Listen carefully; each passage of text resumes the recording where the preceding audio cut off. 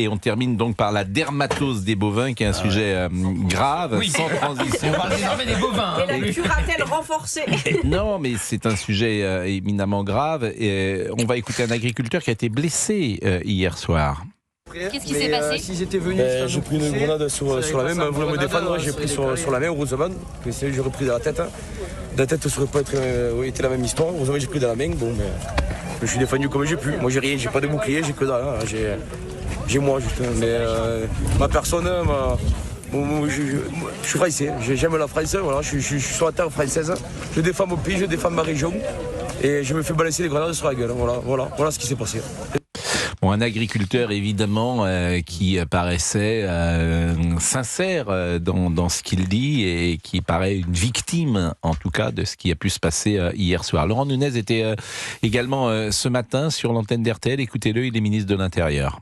Il y avait évidemment des agriculteurs, des éleveurs, et puis on avait aussi quelques dizaines de militants de la mouvance ultra-gauche qui ont été très en pointe pour empêcher les forces de l'ordre d'accéder à cette exploitation. Il y a eu des interpellations. En utilisant beaucoup de moyens d'obstruction, des barrages, des mises à feu, et puis surtout des prises à partie des forces de sécurité intérieure qui nous ont obligés évidemment à intervenir.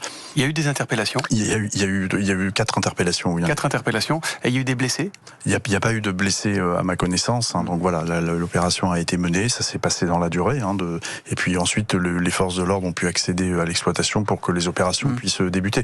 Mais je veux vraiment redire que là, on est vraiment dans des mesures de protection de notre élevage qui passent par... Protection, certes, monsieur le ministre, mais on a quand même vu des blindés renverser des voitures. Est-ce que l'usage de la force n'a pas été un peu disproportionné? Non, mais vous aviez des voitures qui empêchaient l'accès, vous aviez des manifestants qui prenaient à partie les forces de sécurité intérieure. Ouais. J'insiste, on a très largement repéré plusieurs dizaines de militants de la mouvance ultra-gauche qui ont commis des exactions contre les forces de l'ordre. Voilà, Laurent Nunez, ce matin au micro de RTL. Alors, Jordan Bardella, qui est le président du Rassemblement National, a souligné la méthode, et j'observe ce matin qu'il y a eu beaucoup de réactions politiques, notamment à droite. Marion Maréchal aussi a pris la parole pour souligner une forme de 2 poids 2 mesures entre un État parfois qui est très ferme, très dur dans certains cas et qui est plus faible dans d'autres cas. Écoutez Jordan Bardella. Je suis très mal à l'aise avec la méthode. J'aurais aimé que le monde agricole puisse se retrouver autour de la table, avec notamment les membres du gouvernement, pour qu'on puisse trouver un moyen, en même temps, de contenir la maladie, sans en venir à des décisions qui sont extrêmement brutales pour les agriculteurs. Est-ce qu'il n'est pas envisageable d'isoler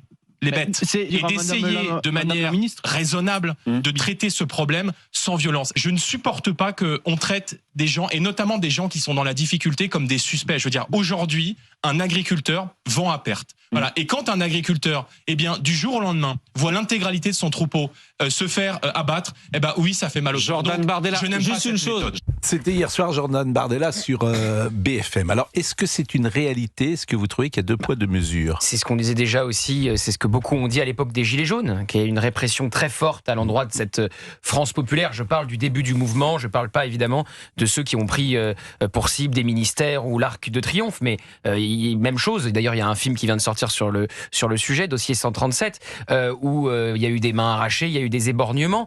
Que j'ai vu et qui est très contestable, très contestable, parce que je peux en parler, Moi, je l'ai vu Il s'appelle comment? de faire passer Dossier la 137. BRI Ah oui. pour des cow-boys et d'imaginer le scénario que j'ai vu dans le film, c'est-à-dire ce sont 3 personnes ou 4 personnes de la BRI qui prennent en joue quelqu'un de dos qui s'en va et qui tire sur lui. Je n'imagine pas que ce soit possible. Je vous le dis comme je le pense. Il y a eu des mains arrachées, il y a eu des éborgnements. Ça, c'est autre chose. Le film Dossier 137, je répète, que j'ai vu, c'est 3 ou 4 personnes de la BRI qui tirent comme un lapin un jeune qui part et qui ne les menace absolument pas. La BRI, c'est une élite de la police. Ils font pas du maintien de l'ordre normalement. Et il y a eu des policiers, mais il y a eu des policiers qui se sont retrouvés sur le terrain, qui faisaient pas du maintien de l'ordre, qu'on a mis face à cette France populaire. C'est entendu. C'est pas de la faute de la BRI, c'est de la faute des. C'est la BRI qui est en cause dans le film. Je sais, mais au-delà de la BRI, je dis, moi, c'est pas de la faute de la BRI. Ces histoires, c'est de la faute de ceux qui ont mis des policiers qui n'étaient pas du tout formés pour le maintien de l'ordre face à cette France populaire.